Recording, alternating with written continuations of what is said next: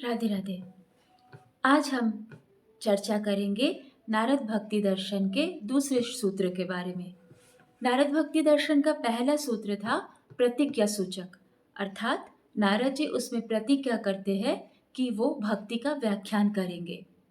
दूसरे सूत्र में वो भक्ति का रूप का वर्णन करते हैं और तीसरे सूत्र में वो रूप भक्ति के स्वरूप का व्याख्यान करते हैं। तो आप ये प्रश्न पूछेंगे कि रूप और स्वरूप में क्या अंतर है। देखिए, रूप होता है बहिरंग लक्षण और स्वरूप होता है अंतरंग लक्षण। जैसे गोलाकार मिश्री का रूप है गोलाकार और स्वरूप है मिठास। तो आते हैं दूसरे सूत्र पे। दूसरा सूत्र है सा तस्मिन परम प्रेम रूपा। सा मतलब वह अर्थात भक्ति, तस्मिन अर्थात तू, अस्मिन ये दो शब्दों से बनता है तस्मिन। तू मतलब तो, अस्मिन होता है, अस्मिन का अर्थ है प्रत्यक्ष रूप में परमात्मा। प्रेम रूपा आप जानते हैं, प्रेम के स्वरूप। तो इस श्लोक का अर्थ हुआ वो तथा भक्ति तो प्रत्यक्ष परमात्मा का परम प्रेम रूपी है। अब देखिए, इसको समझने में आपको कठिनाई आ रही होगी, इसे विस्तार से समझते हैं। देखिए, हमारा अंतःकरण, अंतःकरण का एक इम्पॉर्टेंट तत्व है अहम। इस अहम तत्व का सात्विक तन्मयता ही अंतःकरण में व्याप्त है। जैसे हम जब बोलते हैं कि किसी पे हमें गुस्सा आता है क्योंकि वो हमारा शत्रु है, ये सोच के हमें किसी पे गुस्सा आता है, क्रोध आता है। फिर आपने देखा होगा, बंदरिया अपने उसके पुत्र मृत हो जाता है तो मृत पुत्र को छाती से चिपकाए जाती है, मोह के वश छाती से चिपकाए जाती है। तो जब हम किसी शत्रु पे क्रोध करते हैं तो हमारे अंदर ये ज्ञान रहता है कि ये शत्रु है।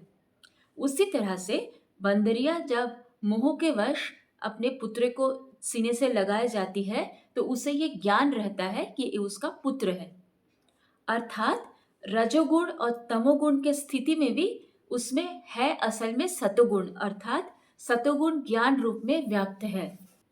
तो सेम चीज एप्लीकेबल है हमारे दूसरे भक्ति के क्षेत्र में भी। जैसे हमारे अंतःकरण में हम क्या सोच रहे हैं, किससे हमें तृप्ति मिल रही है, उस पे डिपेंड करता है कि हमारा प्रेम सही है या गलत है। जैसे कि मान लेते हैं ये हमारे नेत्र है, इस नेत्र का काम है देखना, वही नेत्र है और यही नेत्र से हम देखने का ही काम करते हैं। लेकिन देखने वाली वस्तु के अंतर से पाप या पुण्य का फल मिलता है। उसी तरह से इसी अंतःकरण से हम प्रेम करते हैं। लेकिन जब हमारा प्रेम संसारी वस्तु, संसारी व्यक्ति, स्त्री, पति, पुत्र, धन, ये सब में तृप्ति मिलती है, ये सब में प्रेम उत्पन्न होता है, तो वो प्रेम नहीं है, क्योंकि वो क्षणिक प्रेम है, वो संसारी आसक्ति है। लेकिन वही तृप्ति अगर हमें परमात्मा से प्रेम करके मिलता है तो वो ट्रू सेंस में उसे प्रेम तथा भक्ति कहा जा सकता है। देखिए, प्रेम के 7 लक्षण होता है। वो 7 लक्षण जो जो युक्त अगर कोई तृप्ति मिल रही है हमें तो ही वो प्रेम है। और ये 7 लक्षण वाला प्रेम हमें केवल और केवल शुद्ध पर्सनालिटी से ही हो सकता है। शुद्ध पर्सनालिटी अर्थात महापुरुष या भगवान से ही हो सकता है। तो अब जानते हैं ये 7 लक्षण क्या है। सबसे पहला लक्षण, प्रेम निरंतर होता है, वो सदा के लिए होता है। दूसरा लक्षण, प्रेम में कभी रुक्षता नहीं आती है। तीसरा लक्षण, प्रेम कभी बासी नहीं होता है, अर्थात नित्य नवीन बनता है प्रेम।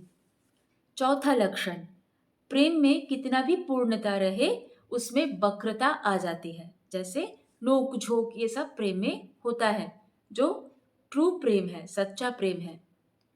इसके बाद के लक्षण क्या है, प्रेम में भय नहीं होता है।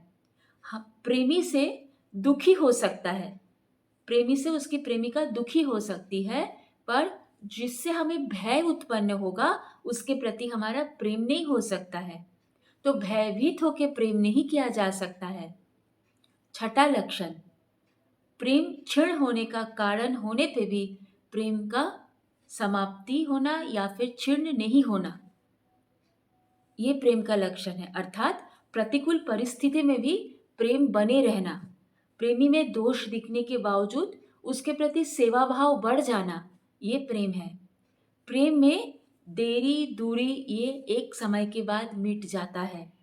प्रकृत प्रेम में मिलन होता ही है, दूरी और देरी इसका अंत होता है। तो जब ये 7 लक्षण युक्त कोई प्रेम होता है तभी वो प्रकृत प्रेम है, तभी वो भक्ति है। अर्थात निरंतर परम शुद्ध वस्तु में, परमात्मा में निरंतर भक्ति, निरंतर चिंतन, निरंतर प्रेम ही भक्ति कहलाती है। तो ये है भक्ति के बहिरंग रूप। उम्मीद करती हूँ आपको ये सूत्र आसानी से समझ आ गई होगी।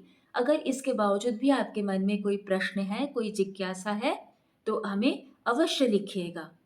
आपके सुझाव का इंतज़ार रहेगा हमें। आपके प्रश्नों का, आपके डाउट्स का उत्तर दे पाने से हमें सदैव तृप्ति या प्रसन्नता प्राप्त होती है। आज का वीडियो यही समाप्त करते हैं। राधे राधे।